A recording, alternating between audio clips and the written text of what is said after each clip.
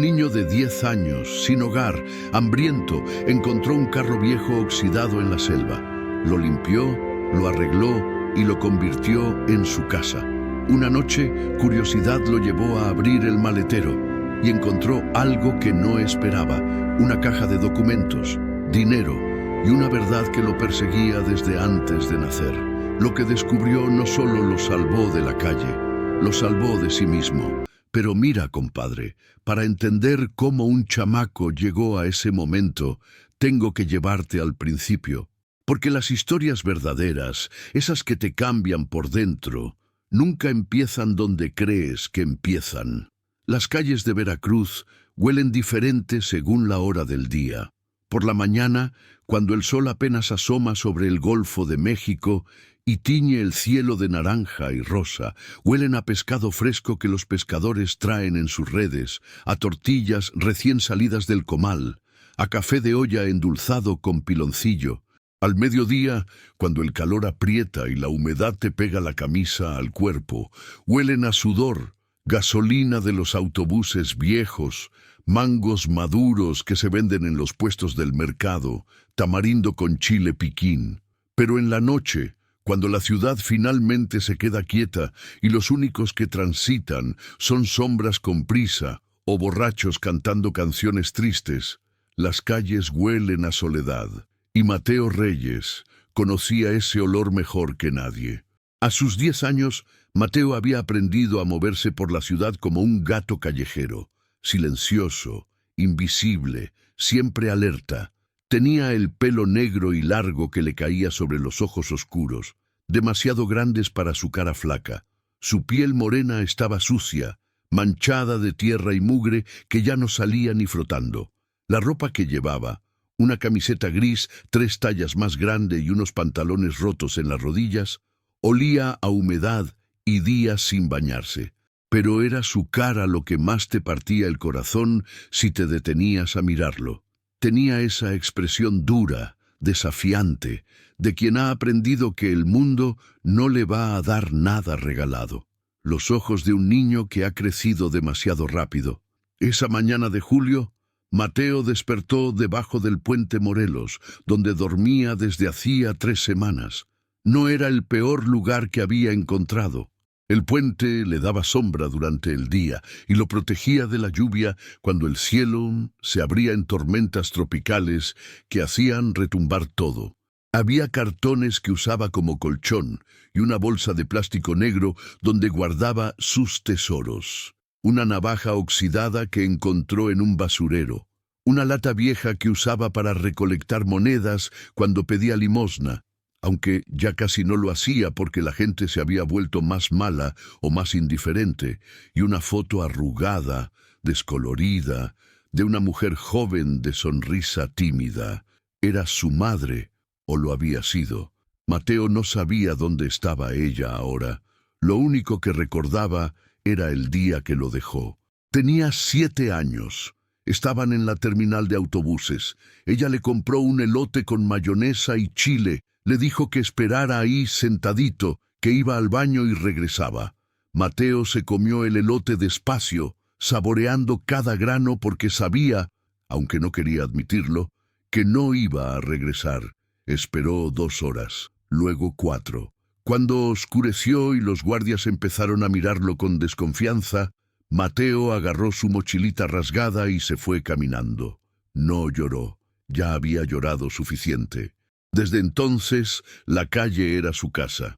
Aprendió rápido dónde encontrar comida en los basureros de los restaurantes, siempre detrás del café de la parroquia, donde tiraban pan dulce que ya no vendían, donde pedir agua sin que te corrieran, en la taquería de Don Chuy, que era medio gruñón, pero tenía buen corazón, y sobre todo, dónde esconderse de la policía, porque los policías, cuando te agarraban, te llevaban al albergue para menores, y Mateo había estado ahí una vez. Fue peor que la calle.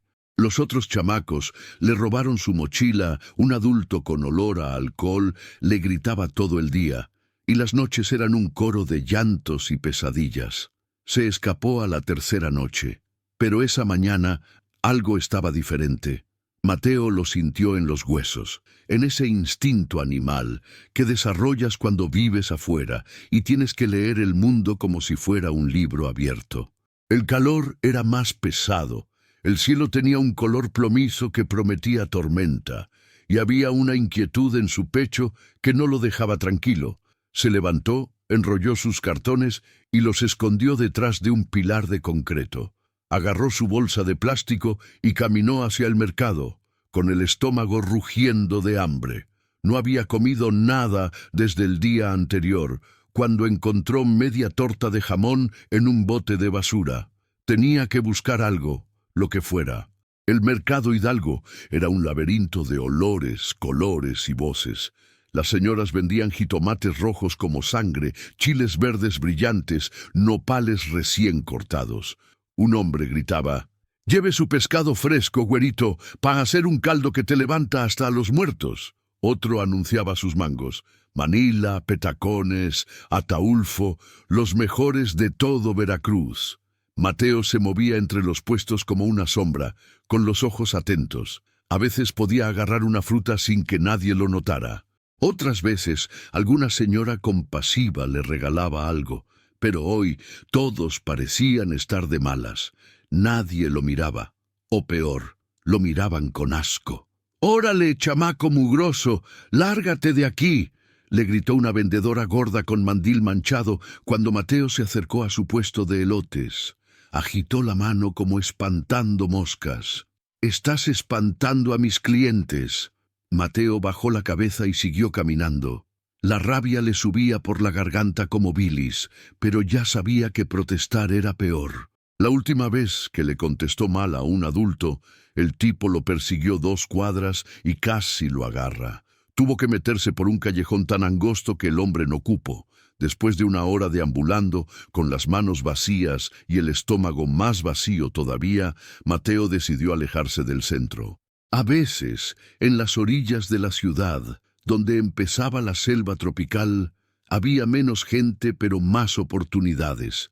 Casas abandonadas donde podías dormir, árboles frutales de los que podías robar mangos o guayabas, arroyos donde podías lavarte, y sobre todo, lugares donde nadie te molestaba, donde podías ser invisible de verdad. Caminó por la carretera Xalapa, una cinta de asfalto agrietado que serpenteaba hacia las montañas verdes. El sol ya estaba alto y el calor era un peso que te aplastaba los hombros. Mateo tenía la boca seca, la lengua como papel de lija. Cada paso le costaba más, pero siguió, porque quedarse quieto era peor. Quedarse quieto era pensar, y pensar dolía más que el hambre. Llevaba semanas buscando un lugar así, un refugio permanente, alejado de la ciudad, pero no demasiado lejos para conseguir comida. Había explorado varios caminos secundarios en días anteriores, siempre con la esperanza de encontrar algo.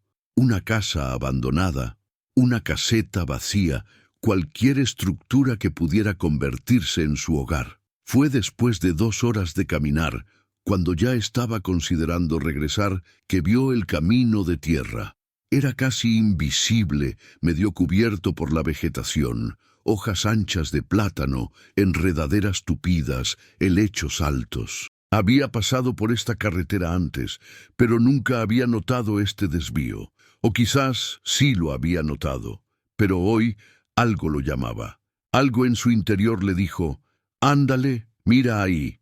Se desvió del camino principal y entró en la selva. El cambio fue inmediato.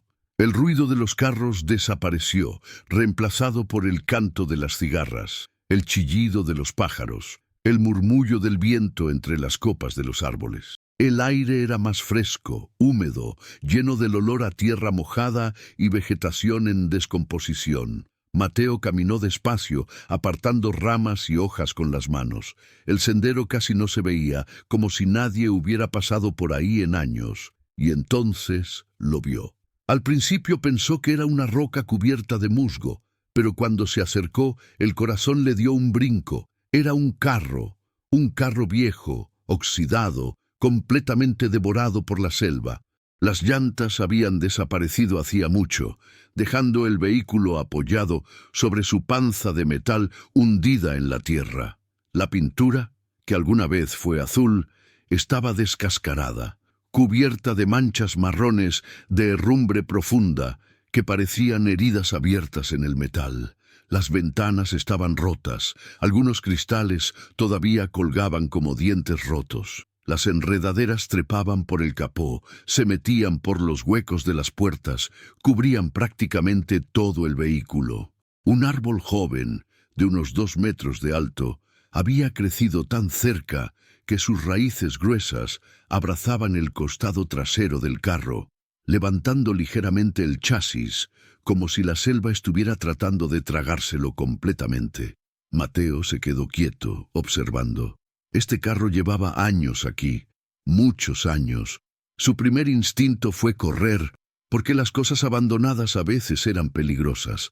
Vagabundos durmiendo adentro, nidos de víboras, o peor, lugares donde los narcos escondían cosas. Pero algo lo mantuvo ahí. Quizás era la curiosidad, quizás era el cansancio, o quizás era esa sensación extraña, casi mágica, de que había encontrado algo importante. Se acercó despacio, pisando las hojas muertas que crujían bajo sus pies descalzos. Rodeó el carro, examinándolo. Era un modelo viejo, de esos que ya no se ven, un Chevrolet Nova de los años 70, con la parrilla cuadrada y los faros redondos. El óxido había comido completamente las defensas. Los espejos habían desaparecido. La puerta del conductor estaba entreabierta, colgando de una bisagra que casi se había rendido. Mateo la empujó suavemente y chirró como un grito. Adentro, el carro era una cápsula del tiempo. El volante estaba cubierto de polvo y telarañas. Los asientos, hechos jirones, dejaban ver el relleno amarillo como tripas expuestas. El tablero estaba agrietado por el sol y la humedad. En el piso había una capa gruesa de hojas secas, tierra, ramitas y esqueletos de lo que habían sido nidos de ratones. Pero a pesar de todo, a pesar del abandono y la decadencia, había algo en ese espacio cerrado que hizo que Mateo se sintiera seguro. Era como una cuevita, un refugio. Se sentó en el asiento del conductor, con cuidado, como si el carro fuera a desmoronarse bajo su peso, pero aguantó. Mateo puso las manos sobre el volante, imaginando que estaba manejando, que se iba lejos de Veracruz, lejos de las calles, lejos del hambre y la soledad. Por un momento, cerró los ojos y se permitió soñar. «Este podría ser mi casa», murmuró para sí mismo, y en ese momento algo cambió dentro de él. No era una decisión racional, no era un plan elaborado, era algo más profundo, más instintivo. La necesidad humana de tener un lugar propio. Los siguientes días Mateo trabajó como nunca había trabajado en su vida. Empezó limpiando el interior del carro. Con las manos y un palo sacó todas las hojas muertas, los nidos de ratones, las porquerías acumuladas. Usó su camiseta como trapo para limpiar el polvo del tablero, de los asientos, de las ventanas rotas. Encontró un arroyo cercano, no muy lejos del carro, con agua limpia que bajaba de las montañas. Llenó una botella de plástico vacía que había traído en su bolsa. Hizo varios viajes, trayendo agua para limpiar el piso de metal, frotando hasta que le dolieron los brazos. Luego vino la parte creativa. Mateo era inteligente, más de lo que la gente le daba crédito. La calle te enseña a resolver problemas, a usar lo que tienes a la mano. Caminó de regreso a la ciudad, pero esta vez con una misión. Revisó basureros, callejones, terrenos baldíos. Encontró cartones grandes de cajas de refrigeradores, perfectos para cubrir las ventanas rotas y evitar que entrara el viento y la lluvia. Encontró una manta vieja, manchada y rasgada, pero servible. Encontró periódicos viejos que podía usar como aislante. Encontró una lata de café vacía que podía usar como recipiente para guardar cosas. Tardó 3 días en hacer todos los viajes, cargando sus tesoros encontrados hasta el carro escondido en la selva. Cada vez que llegaba, sudando y con los brazos adoloridos, sentía una emoción extraña, casi como felicidad.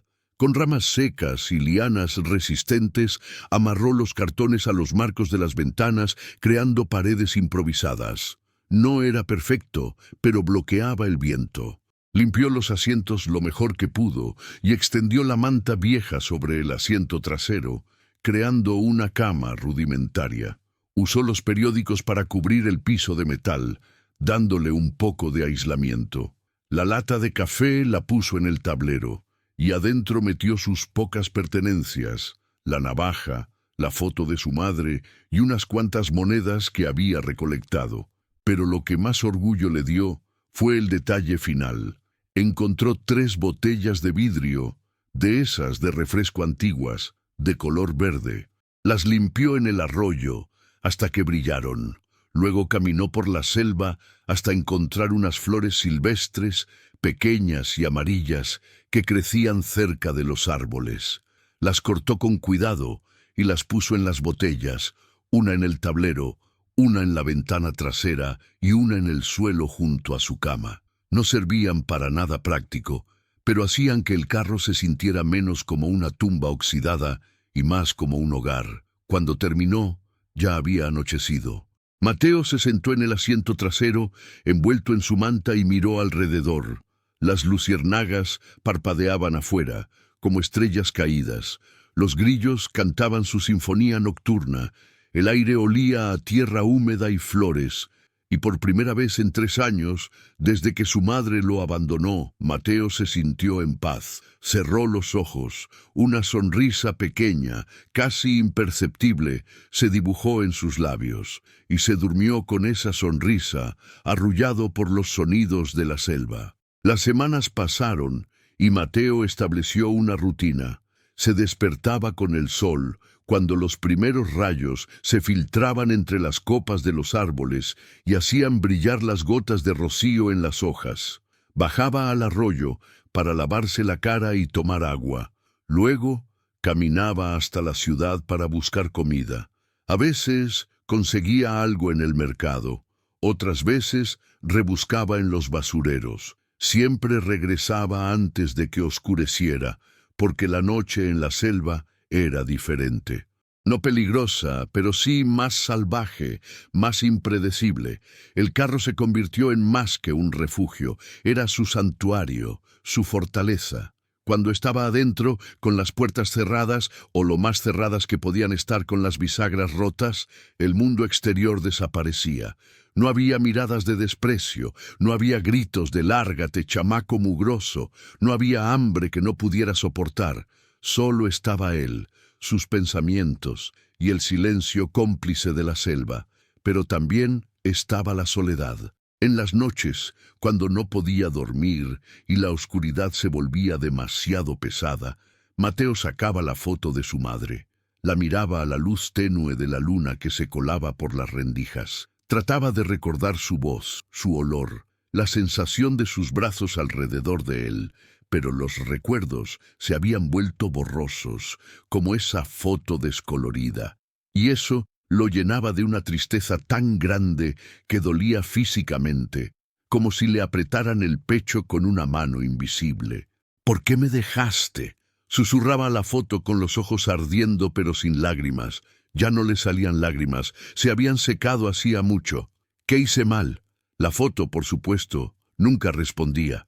Y Mateo guardaba la imagen de nuevo, se acurrucaba en su manta y dejaba que el cansancio lo venciera. Fue en una de esas noches solitarias, cuando la lluvia golpeaba el techo de metal del carro como un tambor furioso, que todo cambió.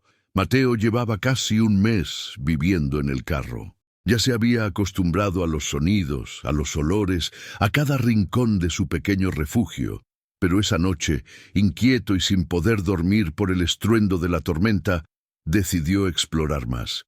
Había revisado los asientos, el tablero, el piso, pero nunca había intentado abrir el maletero. Se dio cuenta de eso de repente, como una revelación. El maletero. Claro, ¿cómo no lo había pensado antes? Salió del carro bajo la lluvia, empapándose inmediatamente. El agua era tibia, como suele ser en los trópicos, pero caía con tanta fuerza que le dolía la piel. Corrió hacia la parte trasera del carro, donde la vegetación era más tupida. Tuvo que apartar enredaderas gruesas que habían crecido sobre el maletero durante años.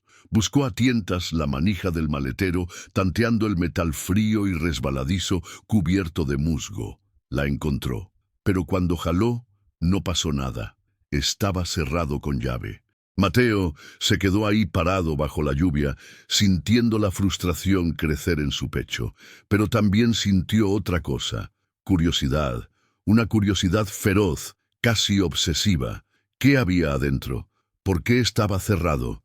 ¿Qué era tan importante que alguien lo había asegurado con llave antes de abandonar el carro en medio de la selva? Tenía que abrirlo. Regresó adentro del carro, chorreando agua. Agarró su navaja oxidada y una piedra plana que había recogido días atrás. Volvió afuera. La lluvia no había cedido, pero a Mateo ya no le importaba. Estaba decidido. Insertó la navaja en la rendija de la cerradura del maletero y empezó a forzarla. Era muy difícil. El metal estaba oxidado. Los mecanismos internos estaban trabados por años de humedad y deterioro. Usó la piedra para golpear el mango de la navaja, tratando de romper el mecanismo. 1 vez, 2 veces, 10 veces. Los golpes resonaban apagados bajo la tormenta. La navaja se doblaba peligrosamente, a punto de romperse. Las manos le dolían, tenía los dedos raspados y sangrando. Pasó casi media hora golpeando, forcejeando, frustrado al borde de las lágrimas. Pero Mateo no se rendía. La calle le había enseñado que rendirse significaba morir. Finalmente, después de lo que pareció una eternidad, escuchó un clic satisfactorio. La cerradura cedió. Con el corazón latiéndole como tambor en el pecho, Mateo levantó la tapa del maletero. Chirrió al abrirse, liberando un olor a humedad, moho y antigüedad. Adentro estaba oscuro, demasiado oscuro para ver. Metió la mano tanteando con cuidado, medio esperando encontrar arañas o algo peor. Sus dedos tocaron algo duro, cuadrado, una caja. La sacó con esfuerzo. Era una caja de madera, pesada, del tamaño de una caja de zapatos, pero más gruesa. Tenía un cierre de metal, pero no estaba con llave. Mateo corrió de regreso al interior del carro, dejando el maletero abierto, y cerró la puerta. Se sentó en el asiento trasero, temblando no por el frío, sino por la emoción mezclada con miedo. Puso la caja sobre sus piernas, respiró hondo y la abrió. Adentro había papeles, muchos papeles amarillentos por el tiempo, doblados y arrugados. Había sobres cerrados, había fotografías viejas en blanco y negro, y, envuelto en múltiples capas de plástico grueso, sellado con cinta impermeable, había un fajo de billetes. Mateo se quedó paralizado. El corazón le latía tan fuerte que pensó que se le iba a salir del pecho. Con manos temblorosas desenvolvió el plástico. Los billetes estaban protegidos, secos, intactos a pesar de los años. Eran viejos, de diferentes denominaciones, de 100 pesos, de 500, algunos hasta de 1000. No sabía cuánto sumaba en total, pero era más dinero del que había visto en toda su vida. Pero no fue el dinero lo que más le impactó. Fue uno de los papeles. Lo sacó con cuidado, desdoblándolo. Era un documento oficial, con sellos y firmas. Mateo leyó despacio, con dificultad, porque su lectura no era muy buena y la letra era anticuada. Las palabras eran difíciles, muchas no las entendía, pero algunas palabras clave saltaron a sus ojos como relámpagos. Testamento de Roberto Aguilar Sánchez, nieto, Mateo Reyes, todos mis bienes, hijo de mi hija Lucía Aguilar. Mateo tuvo que leer esas líneas 3 veces para que su cerebro las procesara. Roberto Aguilar Sánchez, su abuelo. Él tenía un abuelo. Buscó más papeles. Encontró una identificación vieja, plastificada y desgastada. La foto mostraba a un hombre mayor, de cabello canoso, ojos amables y arrugas profundas. Roberto Aguilar Sánchez. Fecha de nacimiento: 15 de marzo de 1950. Siguió buscando, con manos cada vez más temblorosas. Encontró títulos de propiedad, encontró papeles del banco, y entonces encontró las cartas. Había 3 sobres, todos cerrados. El primero tenía escrito con tinta descolorida: para Lucía, mi hija. El segundo decía: para Mateo, mi nieto. El tercero simplemente decía: para quien encuentre esto. Con dedos torpes por la emoción, Mateo abrió el sobre que llevaba su nombre. Adentro había varias páginas escritas a mano en papel de cuaderno, con letra temblorosa de persona mayor.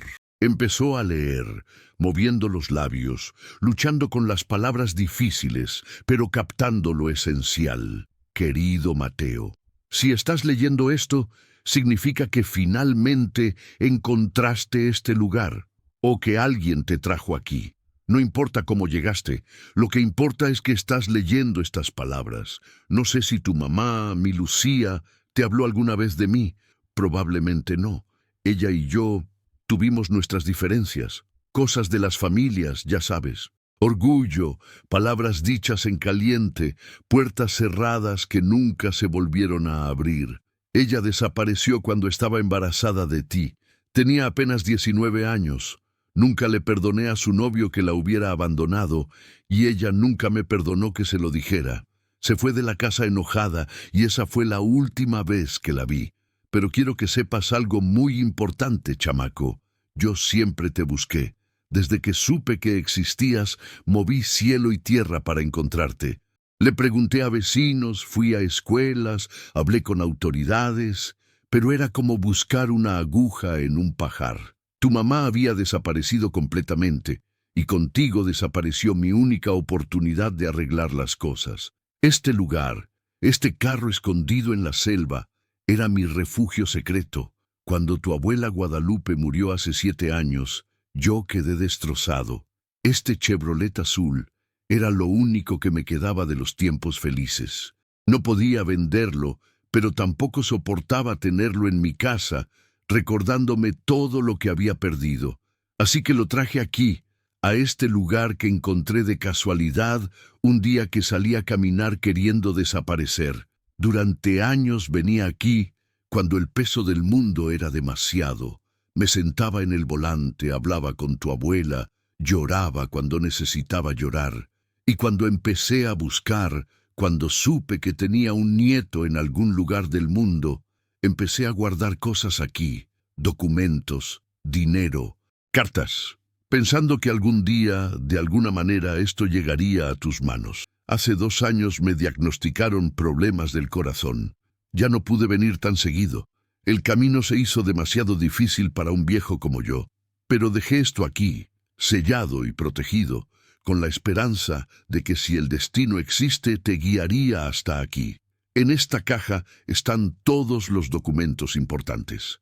La escritura de una casita en la colonia Formando Hogar, aquí en Veracruz. No es gran cosa, pero es un techo.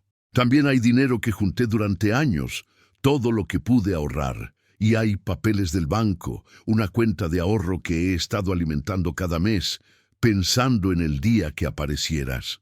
Contraté a un abogado, el licenciado Luis Fernández, y le di instrucciones de que si alguna vez me pasaba algo, siguiera buscándote. No sé qué tipo de vida has tenido, Mateo. Rezo a Dios y a la Virgen de Guadalupe que hayas sido buena, que tu mamá te haya cuidado, que hayas tenido comida en tu plato y amor en tu corazón. Pero si no fue así, si la vida te trató mal como temo que lo hizo, entonces quiero que sepas esto. No estás solo. Nunca estuviste solo. Hubo un viejo necio que te amó sin conocerte, que pensó en ti todos los días, que guardó cada peso que pudo para dejarte algo mejor que lo que él tuvo. Y quiero que sepas que mereces cosas buenas. Mereces un hogar, mereces oportunidades, mereces ser feliz. No dejes que la vida te haga duro, mijo. Sé fuerte, pero no pierdas la capacidad de amar. Eso es lo que nos hace humanos. Si encuentras esta caja y yo ya no estoy, porque siento que mi tiempo se acaba, busca al licenciado Fernández. Su tarjeta está aquí. Él sabrá qué hacer. confía en él. Con todo el cariño que un abuelo puede tener, Roberto Aguilar Sánchez PD.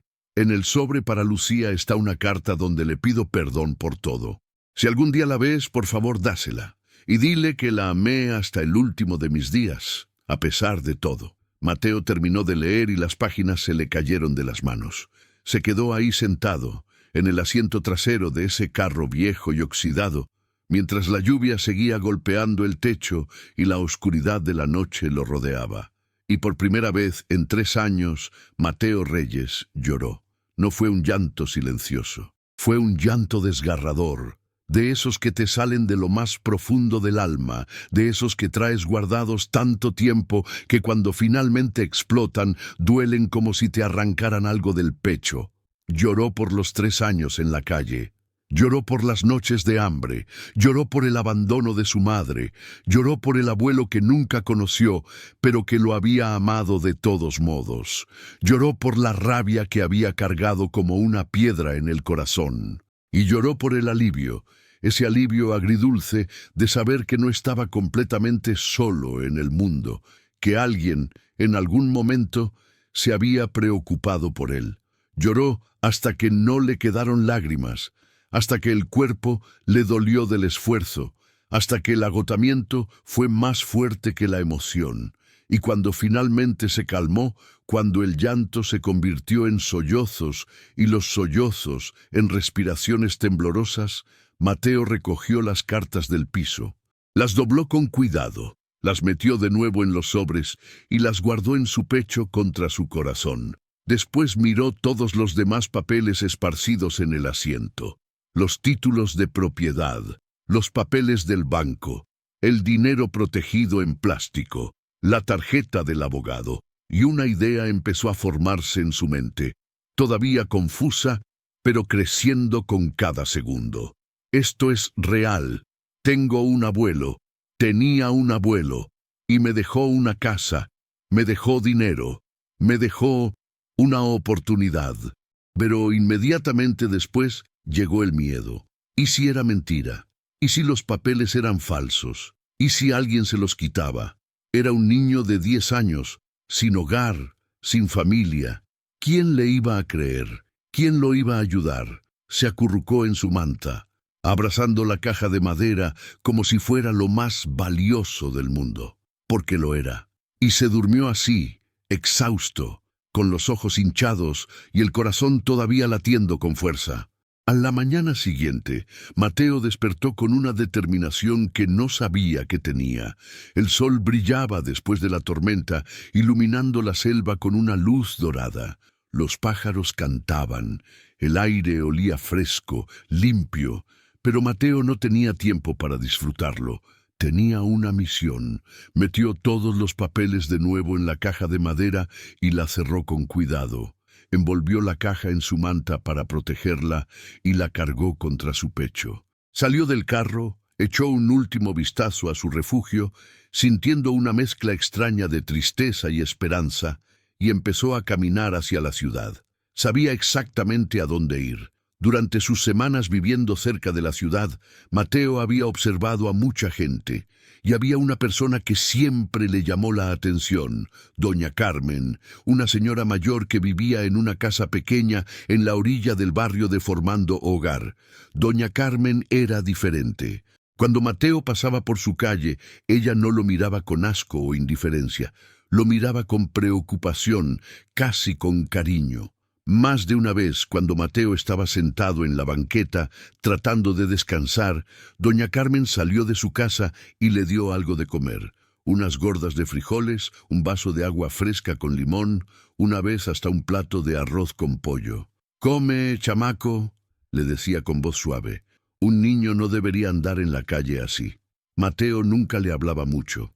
Apenas un «gracias, señora», murmurado con la cabeza baja. Pero guardaba esos momentos como tesoros. Y ahora, con la caja de madera contra el pecho y 1.000.000 de preguntas en la cabeza, supo que doña Carmen era la única persona en quien podía confiar. Le tomó 2 horas llegar a la colonia Formando Hogar.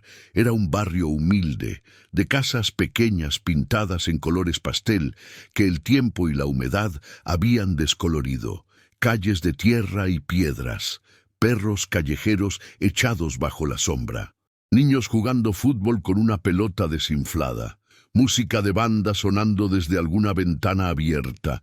Mateo encontró la casa de doña Carmen, una casita verde agua con un portoncito de fierro y macetas con geranios rojos en el porche. Se quedó afuera, dudando. ¿Y si ella no le creía? ¿Y si pensaba que había robado la caja? ¿Y si llamaba a la policía? Pero no tenía otra opción. Tocó el portón con los nudillos, 3 golpecitos tímidos. Hubo silencio. Luego, pasos arrastrándose desde dentro de la casa. El portón se abrió y apareció doña Carmen. Era una mujer de unos 55 años, bajita y rellenita, con el pelo canoso recogido en un chongo. Llevaba un vestido floreado y un delantal manchado de masa. Sus ojos, marrones y cálidos, se abrieron con sorpresa al ver a Mateo. ¡Ay, chamaco!, exclamó llevándose una mano al pecho. ¿Qué haces aquí? ¿Estás bien? Mateo tragó saliva. Las palabras se le atoraron en la garganta. Señora, necesito ayuda. Doña Carmen lo miró con atención, notando la caja que cargaba, la ropa empapada todavía húmeda de la lluvia de anoche, la expresión urgente en su cara. Sin decir nada más, se hizo a un lado y abrió la puerta. Ándale, pasa. No te quedes ahí parado. Mateo entró. La casa olía a canela y café. Era pequeña pero acogedora, una salita con un sofá viejo pero limpio, una mesa de madera, imágenes de la Virgen de Guadalupe en las paredes. Doña Carmen lo guió hasta la mesa y le hizo señas de que se sentara. Siéntate aquí, mijo. ¿Quieres un vaso de agua? ¿Tienes hambre? Sí, señora, susurró Mateo, pero primero necesito enseñarle algo. Con manos temblorosas puso la caja sobre la mesa y la abrió. Los papeles, las fotos, los billetes protegidos en plástico, todo quedó expuesto bajo la luz que entraba por la ventana. Doña Carmen se inclinó para ver, con el ceño fruncido de confusión. ¿Qué es todo esto, chamaco? Mateo respiró hondo. Encontré un carro viejo en la selva, y adentro, en el maletero, estaba esta caja. Y hay papeles, y una carta, y dice que... La voz se le quebró. Dice que mi abuelo me dejó una casa y dinero y que me estuvo buscando. Doña Carmen se quedó muy quieta. Tomó uno de los papeles, el testamento, y empezó a leerlo despacio. Sus ojos se abrieron cada vez más. Luego tomó la identificación, la foto de Roberto Aguilar. Y entonces su cara cambió completamente. Se puso pálida. «¡Ay, Dios mío!», murmuró. «¡Ay, Virgen Santísima!». «¿Qué pasa, señora?», preguntó Mateo con el corazón acelerándose. «¿Lo conoce?». Doña Carmen levantó la vista hacia él con los ojos brillantes de lágrimas. «Don Roberto, sí, mijo, sí lo conocí. Vivía aquí, en esta misma calle, a 3 casas de la mía. Murió hace como 4 meses, de un infarto. Todos en el barrio fuimos al funeral. Era un buen hombre, muy querido, pero...». Se limpió las lágrimas. «Pero siempre estaba triste. Siempre hablaba de que tenía un nieto que no podía encontrar. Decía que su hija había desaparecido años atrás y que no sabía dónde estaba el niño. Incluso había contratado a un abogado para que lo ayudara a buscarte». Mateo sintió como si le hubieran dado un puñetazo en el estómago. 4 meses. Hace 4 meses yo ya estaba aquí, ya estaba en la calle. Si hubiera sabido, si él hubiera sabido... «Ay, mijo». Doña Carmen rodeó la mesa y abrazó a Mateo. Y Mateo, que había pasado 3 años sin que nadie lo tocara con ternura, se dejó abrazar. Se aferró a esa señora que olía a canela y jabón de lavanda y dejó que las lágrimas volvieran a salir. Estuvieron así un rato largo. Doña Carmen le acariciaba el pelo, murmurando palabras suaves en su oído. «Ya, mijo, ya pasó, ya estás aquí, todo va a estar bien». Cuando finalmente se separaron, doña Carmen le secó las lágrimas con el borde de su delantal. Mira, chamaco, esto es muy importante. Estos papeles son reales, yo conozco estas firmas, conozco el nombre del notario. Don Roberto sí te dejó sus cosas, pero necesitas ayuda legal, ¿entiendes? No puedes simplemente aparecer con estos documentos. Necesitas un abogado que te represente, que haga todo legal. Pero, señora, Mateo bajó la cabeza, soy un niño de la calle. No tengo dinero para un abogado, no tengo familia. ¿Quién me va a ayudar? Doña Carmen levantó el rostro de Mateo con suavidad, obligándolo a mirarla a los ojos. Yo te voy a ayudar, mijo, y conozco a alguien que puede hacer todo esto bien. Se llama Luis Fernández, es abogado y ha trabajado con gente pobre del barrio. Es buena persona. Y mira esto. Buscó entre los papeles hasta encontrar una tarjeta de presentación pegada con un clip a uno de los documentos. Lic. Luis Fernández, abogado, asuntos civiles, testamentos, herencias. Don Roberto ya había contactado a este licenciado. Él es quien estaba ayudando a don Roberto a buscarte. Así que él ya sabe de ti, Mateo. Solo necesitamos encontrarlo y explicarle que apareciste. Por primera vez en días, Mateo sintió algo parecido a esperanza, real, concreta.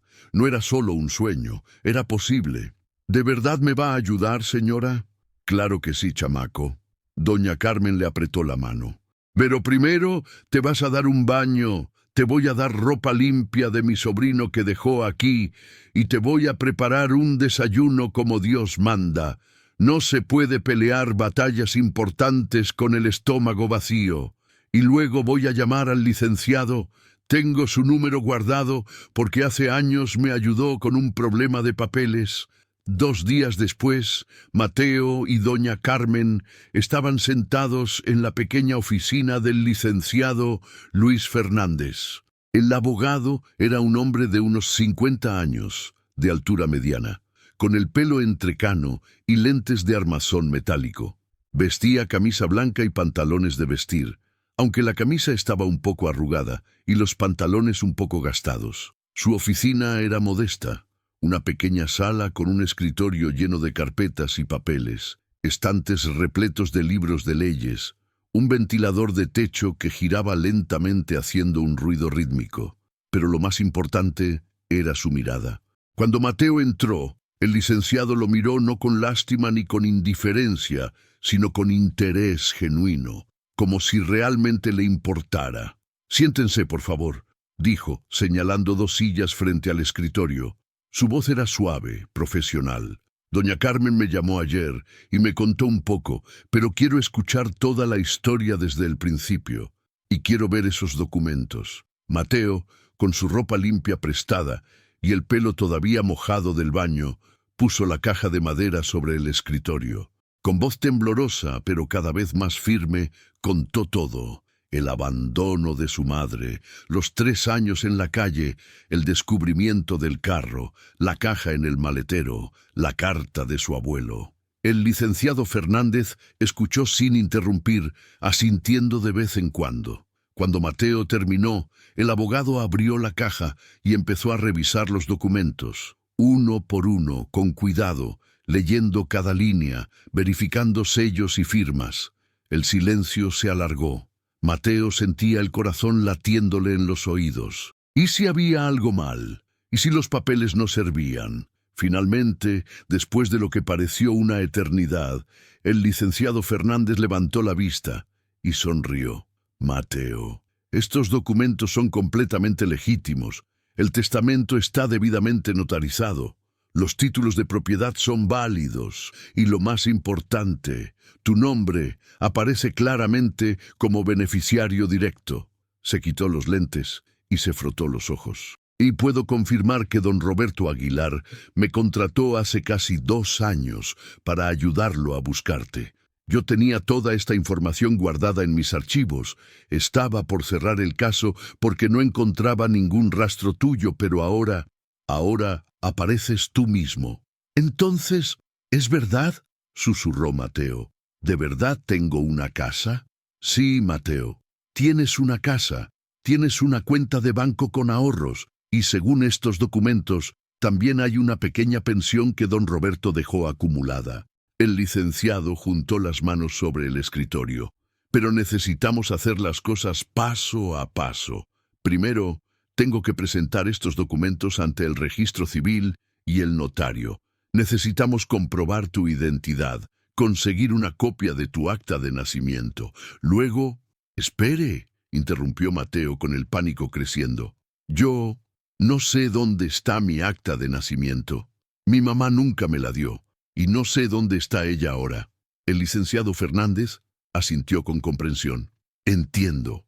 Pero podemos solicitar una copia en el registro civil si sabemos tu fecha de nacimiento y el lugar donde naciste.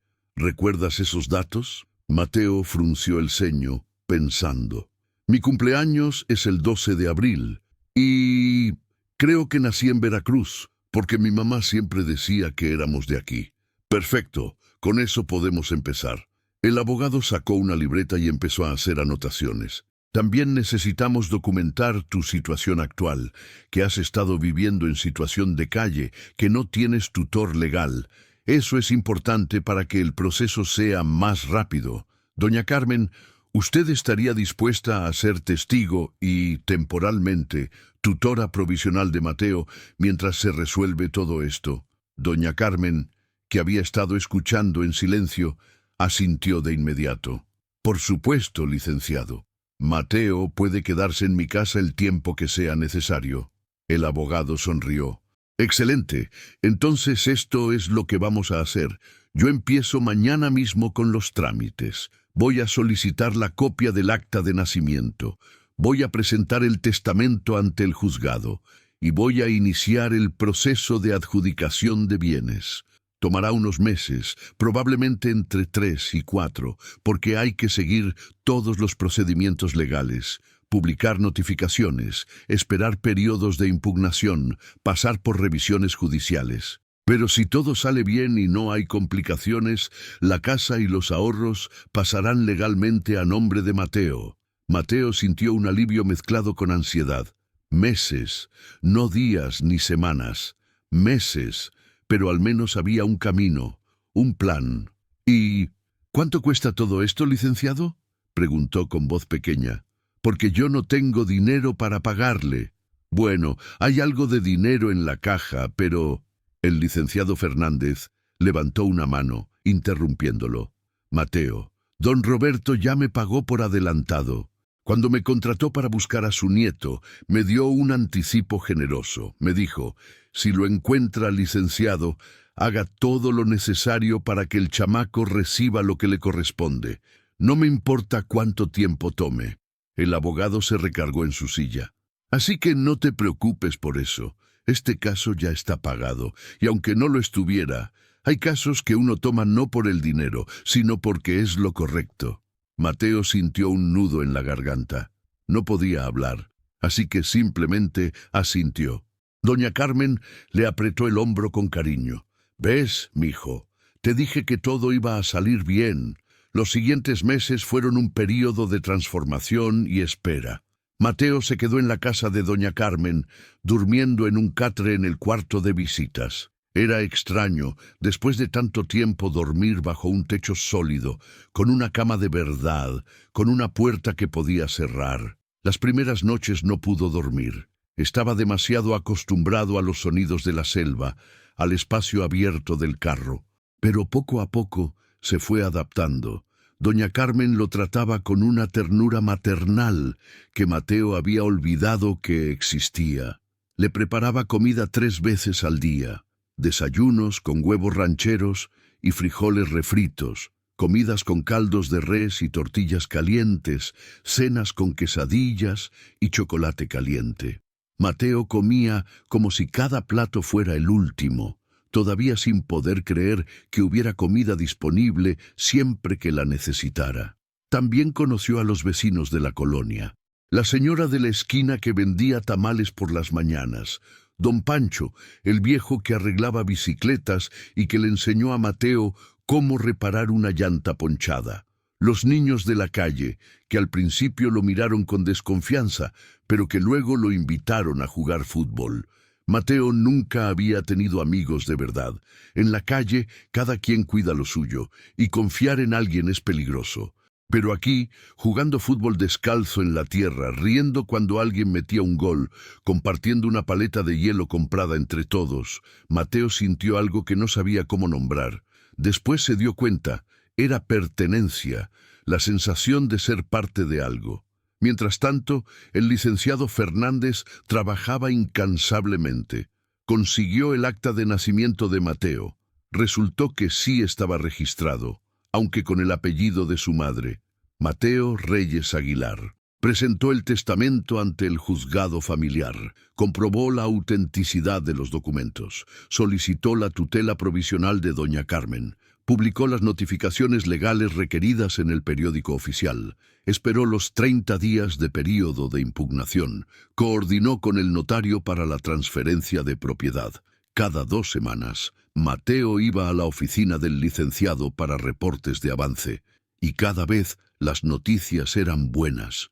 El proceso avanzaba sin contratiempos. Pero no todo fue fácil. Una tarde, cuando Mateo regresaba de jugar con los niños de la calle, doña Carmen lo esperaba en la puerta con una expresión preocupada. «Mijo, hay alguien que quiere hablar contigo. Es un policía, pero tranquilo, no viene a causarte problemas. El licenciado Fernández me lo presentó hace unos días y le conté tu historia. Solo quiere conocerte». Mateo sintió el instinto de huir recorriendo su cuerpo como electricidad. La policía. Pero doña Carmen le tomó la mano con firmeza. «Confía en mí, Mateo. Es buena persona». En la salita estaba un hombre alto, de complexión fuerte, vestido con uniforme de policía. Tenía el cabello corto y entrecano, la piel morena curtida por el sol, y una expresión seria pero no amenazante. Cuando vio a Mateo, se puso de pie. «Buenas tardes, Mateo. Me llamo Inspector Gómez. Trabajo en la comisaría del centro». Mateo se quedó cerca de la puerta, todavía tenso, listo para salir corriendo. «¿Qué quiere?». Su voz sonó más desafiante de lo que pretendía. El inspector lo miró con una expresión que no era de reproche, sino de tristeza. «Quiero disculparme». Mateo parpadeó, confundido. «¿Qué? Durante años tú has estado en las calles de esta ciudad, y yo como policía te vi muchas veces, te vi pidiendo comida, te vi durmiendo bajo puentes, y nunca hice nada». El inspector apretó su gorra entre sus manos. «Debí haberte ayudado. Debí haberte llevado a un lugar seguro, buscado una familia, algo. Pero no lo hice. Me dije a mí mismo que no era mi responsabilidad, que ya había suficientes problemas en la ciudad, y eso me pesa. Doña Carmen y el licenciado me contaron tu historia, y cuando supe lo que habías vivido, no pude quedarme tranquilo». Mateo no supo qué decir. Nunca había escuchado a un adulto, mucho menos a un policía, disculparse con él. «Así que vengo a decirte 2 cosas», continuó el inspector. «Primero, que si necesitas cualquier ayuda, con trámites, con protección, con lo que sea, me buscas. Aquí está mi número». Le extendió una tarjeta. «Y segundo, que voy a estar al pendiente de tu caso, no porque desconfíe del licenciado, sino porque quiero asegurarme de que esta vez las cosas se hagan bien, que no te fallen otra vez». Mateo tomó la tarjeta con manos temblorosas y por primera vez miró a un policía no con miedo, sino con respeto. «Gracias, señor». El inspector Gómez le puso una mano en el hombro. «Vas a estar bien, chamaco. Eres fuerte, más fuerte de lo que crees». Finalmente, después de casi 4 meses de trámites, papeles, firmas y espera, llegó el día. El licenciado Fernández llamó a doña Carmen por teléfono. Mateo estaba en la cocina, ayudándola a hacer tortillas, cuando escuchó que ella gritaba de emoción. «Sí, ay, gracias a Dios. Sí, vamos para allá». Colgó el teléfono y se volteó hacia Mateo con los ojos brillantes de lágrimas. «Mijo», salió la resolución final. «El juez aprobó todo. La casa es tuya. Oficialmente, legalmente, es tuya». Mateo sintió que las piernas le temblaban. La cuchara que tenía en la mano se le cayó al piso. «¿De verdad? ¿De verdad, señora? ¿De verdad, chamaco?» Doña Carmen lo abrazó fuerte. Tienes una casa, tienes un hogar.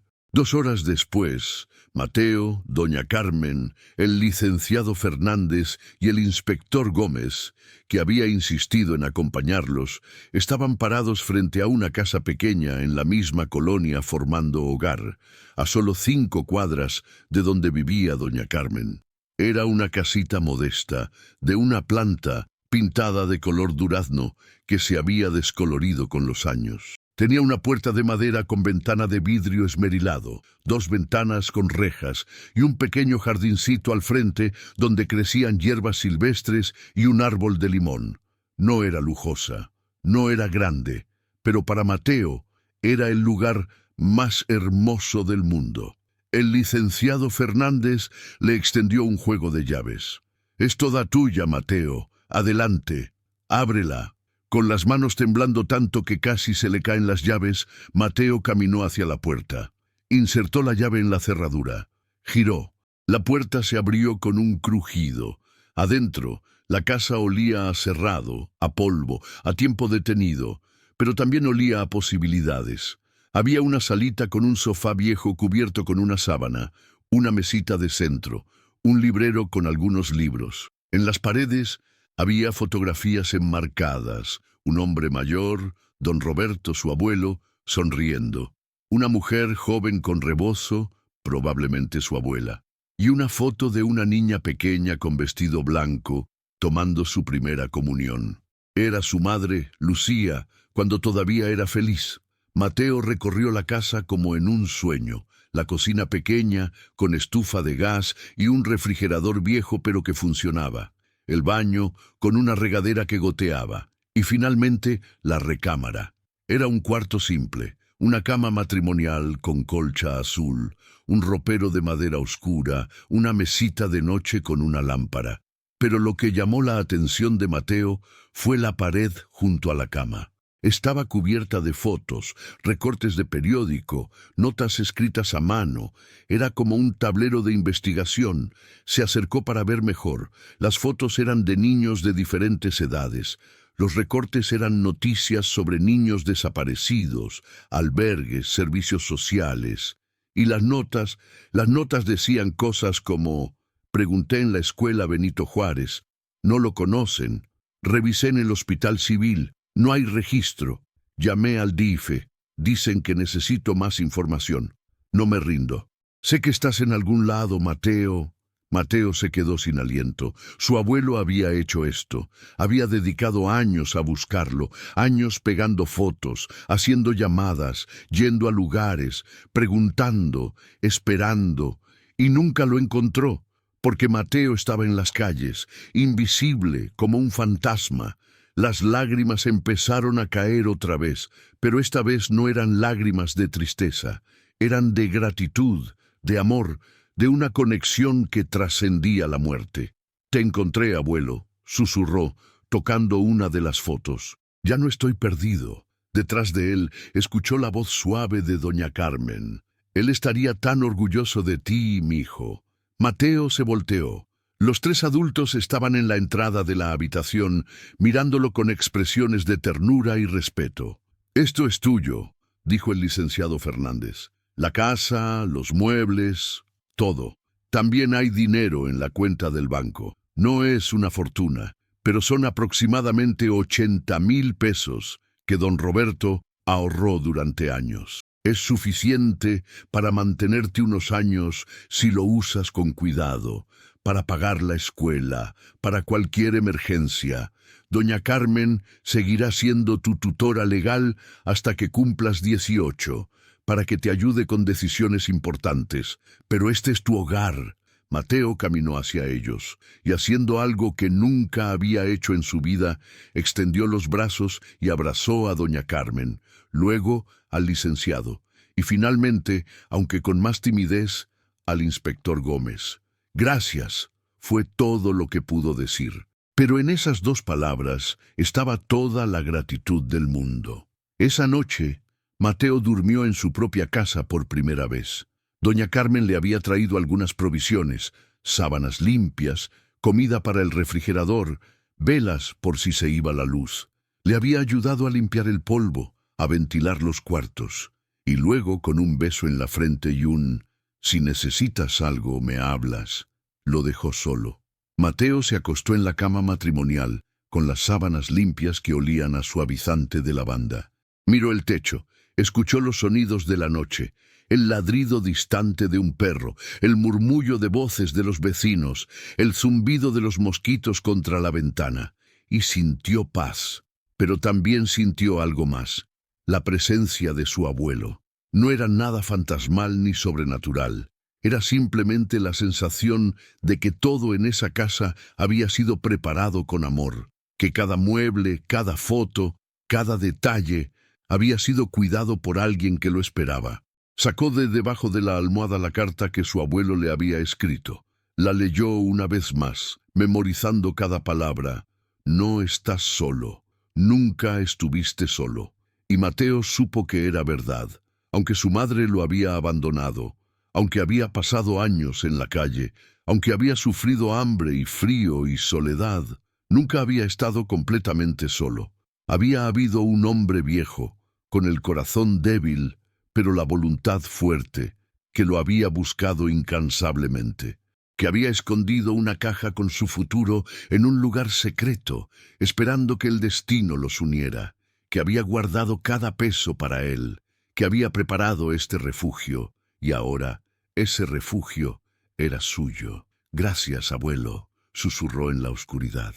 «No te conocí, pero te voy a honrar, te lo prometo». Y con esa promesa en el corazón, Mateo cerró los ojos y se durmió. Y por primera vez en muchos años no tuvo pesadillas. Soñó con un futuro, con ir a la escuela, con tener amigos, con ser alguien que hiciera que su abuelo estuviera orgulloso. Los meses pasaron. Mateo empezó a ir a la escuela. Doña Carmen lo inscribió en la primaria del barrio, consiguiendo los uniformes y útiles con el dinero que don Roberto había dejado.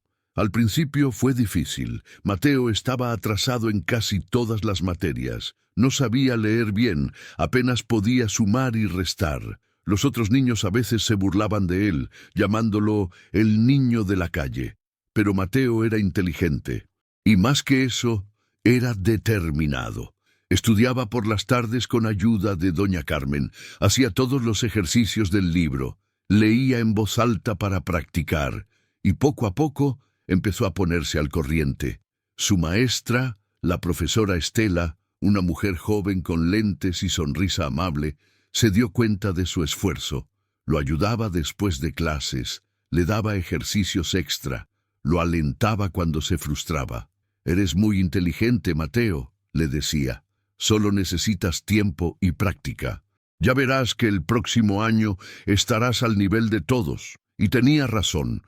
Al final del año escolar, Mateo había subido sus calificaciones de reprobado a promedio, y en el área de lectura, sorprendentemente, destacaba, porque leer se había convertido en su escape, en su manera de explorar mundos que nunca había conocido. También hizo amigos. Emilio y Santiago, dos chamacos del barrio que al principio lo molestaban, pero que después de que Mateo les demostró que podía patear un balón mejor que ellos, lo aceptaron en su grupo. Jugaban fútbol todas las tardes, iban juntos a comprar raspados de tamarindo en el carrito de don Félix. Se contaban chistes malos que los hacían reír hasta que les dolía el estómago. Mateo también mantuvo contacto con el carro en la selva. De vez en cuando sentía que el mundo era demasiado ruidoso o complicado, caminaba hasta ese lugar secreto. El carro seguía ahí, oxidándose aún más, siendo devorado gradualmente por la vegetación. Las enredaderas ahora cubrían completamente el techo. El árbol joven había crecido otro medio metro, sus raíces cada vez más gruesas alrededor del chasis. Pero para Mateo era un lugar sagrado. Era el lugar donde su vida había cambiado. Se sentaba en el asiento del conductor, con las manos en el volante, y hablaba con su abuelo. «Hoy saqué 8 en el examen de matemáticas, abuelo. Sé que no es perfecto, pero es mejor que la vez pasada». «Oh, conocí a una niña en la escuela. Se llama Jimena. Es muy lista.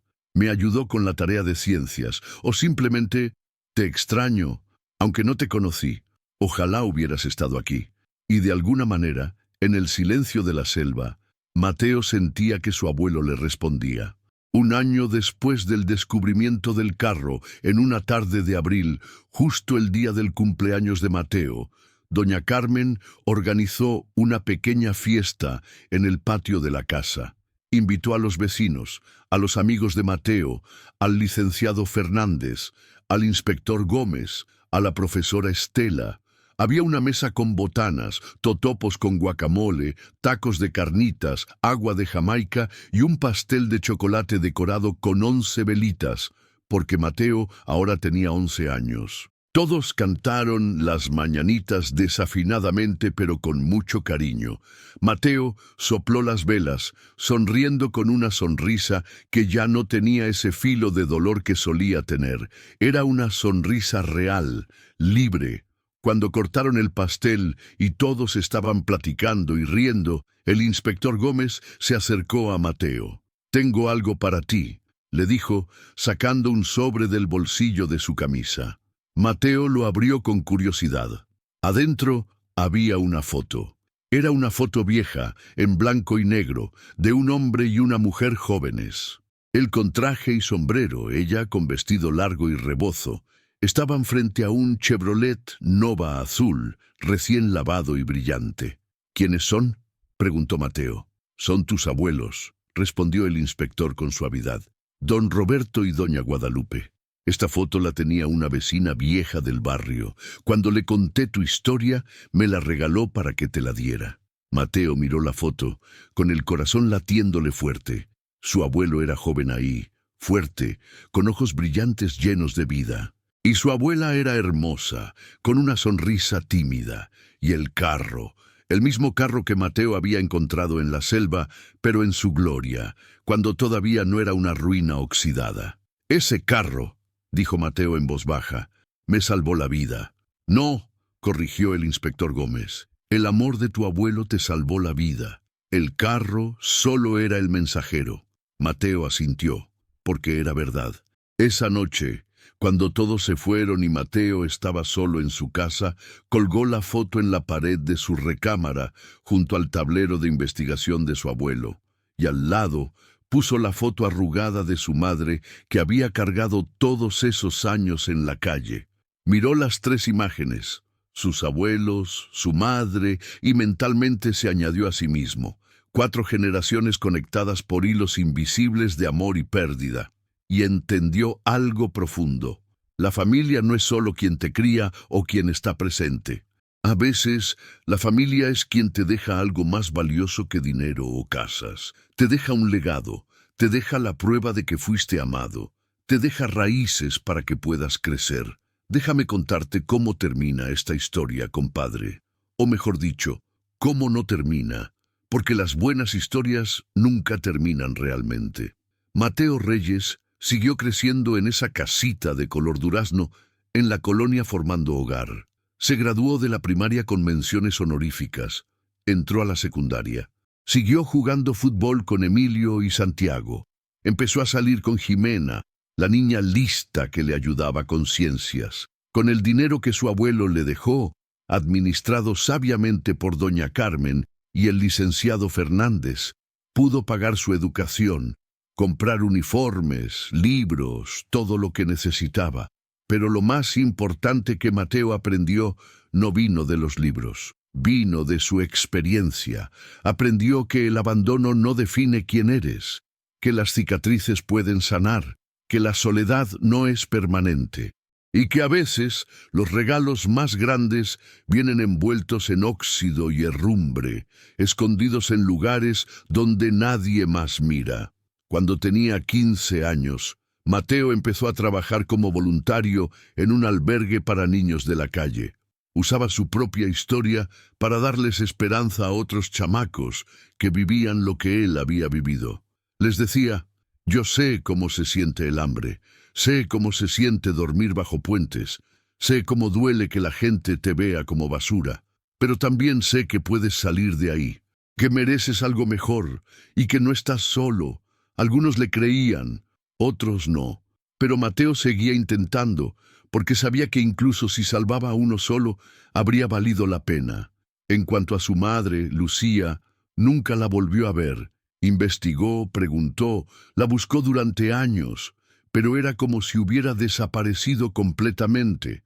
Al principio eso le dolía, pero con el tiempo Mateo hizo las paces con eso.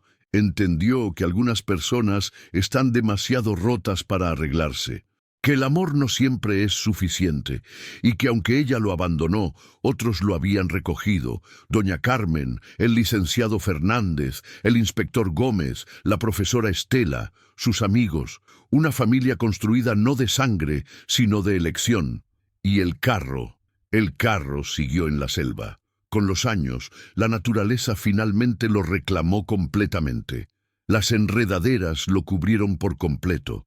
El árbol que crecía a su lado lo abrazó con raíces aún más gruesas. Se convirtió en parte del paisaje, invisible para quien no supiera dónde buscar, pero Mateo sabía, y de vez en cuando, en los momentos importantes de su vida, cuando se graduó de la secundaria, cuando cumplió 18 y oficialmente se convirtió en adulto, cuando le aceptaron en la universidad con una beca completa, Mateo caminaba hasta ese lugar secreto, se sentaba en lo que quedaba del carro, ahora apenas reconocible bajo la vegetación, y hablaba con su abuelo.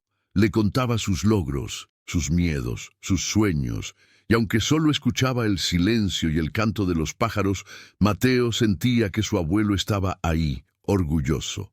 No estás solo, nunca estuviste solo. Esas palabras se convirtieron en el mantra de Mateo.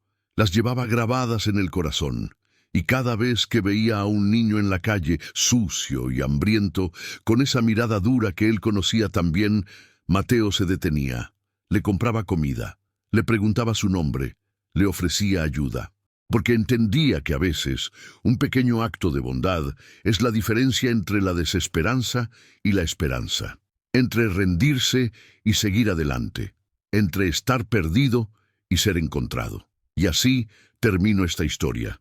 O más bien, así te dejo con la imagen de Mateo Reyes, ya no un niño asustado y solo, sino un joven fuerte y compasivo, caminando por las calles de Veracruz, con la cabeza en alto, con un hogar al cual regresar, con un legado que honrar y con un futuro que escribir con sus propias manos. Porque al final, eso es lo que nos salva. No el dinero, no las casas, no las posesiones materiales. Lo que nos salva es saber que fuimos amados. Lo que nos salva es encontrar nuestro lugar en el mundo. Lo que nos salva es entender que incluso en los lugares más oxidados y abandonados puede haber tesoros escondidos esperando ser descubiertos. Y Mateo, aquel chamaco que una vez no tenía nada excepto hambre y soledad, descubrió el tesoro más grande de todos. Se descubrió a sí mismo, descubrió su fuerza, descubrió su valor, descubrió que merecía amor, hogar y futuro. Y eso, mi estimado amigo, es la historia más poderosa que se puede contar. Vamos a crear algo juntos. Comenta 1. Lo que más te gustó de la historia y 2. Tu ciudad o país. Así conocemos a nuestra comunidad alrededor del mundo. Y no olvides darle like y suscribirte para más historias transformadoras.